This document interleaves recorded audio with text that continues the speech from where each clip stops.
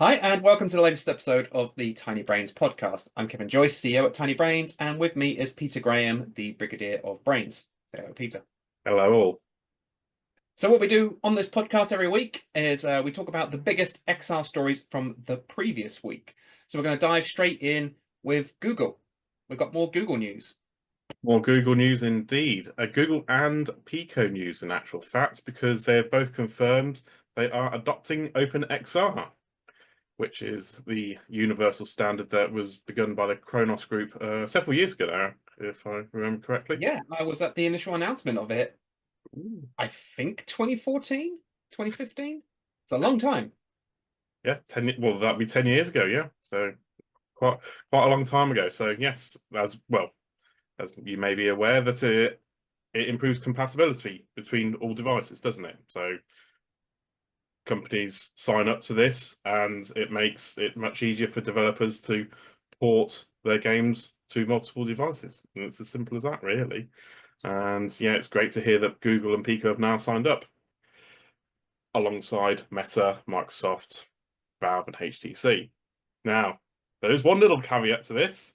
Guess who isn't part of it? Can you guess, Kev? Can you guess who isn't part of this lovely conglomerate of an open standard? Who doesn't like open standards who may be involved in XR? I would hazard a guess that you're inferring Apple. Ooh. Yeah, so Apple still aren't part of this, and do you think they ever will be? Why do you need OpenXR when you've got fruit flavored XR? Eh? Got your own little pocket of the world, the XR world. Yeah, yeah, that's it. So whether they'll ever join up is another matter, but at I the remember moment, being very surprised when Metro announced they were going to be part of it. So yeah, I would love to see Apple jumping on board. Don't expect it. well, I remember when Meta said they wanted to be the Android of XR. Well, how's that going? Well, we'll see Android XR when it launches. A bit more competition for 2025. So moving on, we have Holoride. Now, Holoride, if you don't know what it is it's essentially that VR experiences in a moving vehicle. Now, this has been in cars and on roller coasters, and they've got a new announcement. Exactly. Holoride have announced that they've had brand new investments from it's from a venture capitalist firm called Fuel Ventures Asia, which they're actually part of a British firm. There's been no confirmation about how much they've invested. It's just that they've received new investments, so they can now begin expansion and do more of the stuff that they have been doing.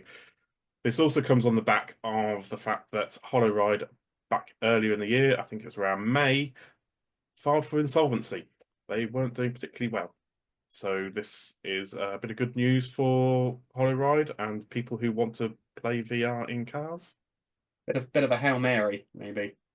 Yeah, yeah. Because these guys have been going for since 2019. They were an offshoot of Audi, in actual fact, and they made a big splash. Was it 2019 or 2020's CES, which is coming up next month? And they made a big splash because they're in sort of BMW cars and a few other bits and pieces. And yeah, it looks like really cool, funky tech. But yes, they haven't had a great time of it. Traction is going to be difficult. So they've done lots of things. For example, they had an experience for, I think it was Universal Studios theme parks, where premium guests can have a VR experience on their journey to the from their hotel to the theme park, and it look wonderful. And then they also have a puck that can go in any car to create VR experiences, but it's expensive, and you know it's just for like the kids on the back seat. It's not it's not a roller coaster while you're driving. um so I've always been quite confused as to what that ultimate end goal is. What's their target audience? I'm sure they know. I'm sure they have a strategy, and hopefully this investment will help them to reach it. Possibly. They've also said that their software will aim to support new devices in 2025. And that's not, by the sounds of it, it's not XR devices because they support primarily, it's always been VR headsets, but this sounds like it's going to be other devices, possibly like mobile phones or something else, so they can expand their offering. Interesting. Interesting. Good luck, Holoride. Hmm.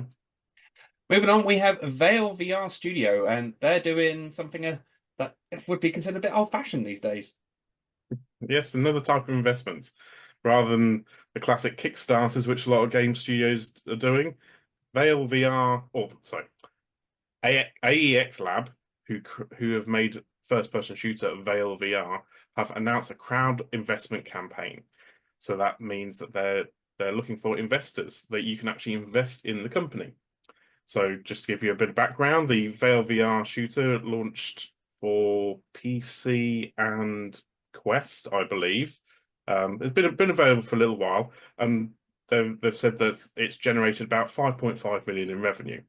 Now, rather than doing a more sort of traditional crowdfunding campaign, you can now invest in the studio with minimum investments starting at $1,000 if you wish to, and its share price is currently $36.62.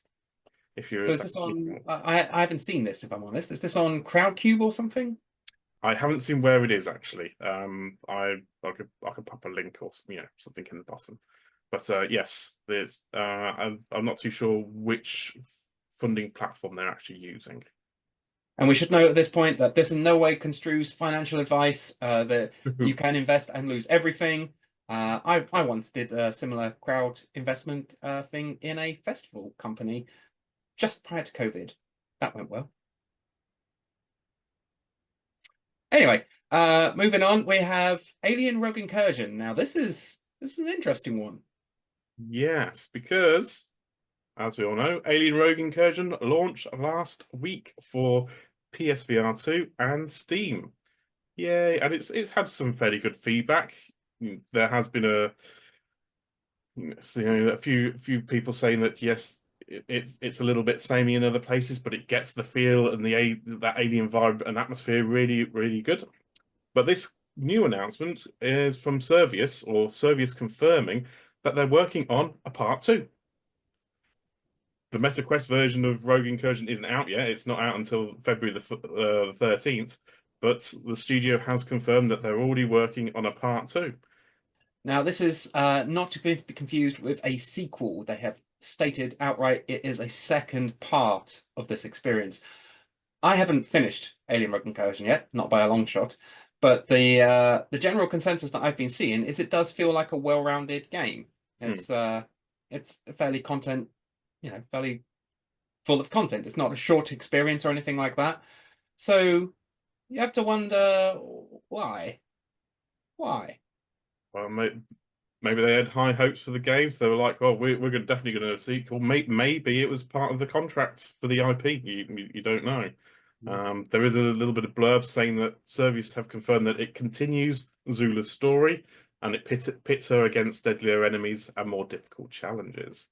So, by the sounds of it, if they're already working on it, this has been in the running for a while, hasn't it? It's a This is plan from the start, yes, yeah, exactly. presumably. So, So presumably they announced this at this point at the launch because people would be getting to the end of Alien Rogue Incursion, which I have not, and be saying, the story is a cliffhanger or something similar. Maybe this is why. If you have reached the end of Rogue Incursion and you know how the story ends, do tell us your thoughts without spoiling the story. no spoilers. Okay, and wrapping up, as we always do, with some more gaming news. This is one that I think Pete's a fan of. Well, I'm interested. I've not demoed it or anything yet, but there has been positive feedback from the community from those that have tried it. Cold VR has a launch date and is now confirmed for the 21st of January 2025 for Quest and PC VR, with a PlayStation VR 2 version coming out later in the year. Now, if you haven't yet heard of Cold VR, it's kind of like a spiritual successor to Superhot VR, and but its mechanics work in the opposite way. So in Cold VR, time stops when you move. So as you run around these action-packed arenas, these levels, time will have slowed down to a crawl. But if you stop for any time, that's when everything kicks back in and all hell breaks loose. Don't stop moving, moving. Well, exactly. It means you can't pause for a moment and you just have to keep going. So It's well, is it an original idea considering it's Well, I doing the mean, the opposite? comparisons to Superhot are obviously going to never disappear from this. But imitation is the most sincere form of flattery, etc., etc. So something to look forward to in the next few weeks. And that's it. That's all we have this week. A nice short and sweet one. So if anybody in watching this does have some VR or AR or MR or general XR news they'd like to be discussed on this podcast, please feel free to reach out to us on any of the channels, loads of channels, all the channels that you can reach us on. I'm everywhere. Pete's most cases. Thank you very much for watching, everyone. We'll see you next week. Thank you very much.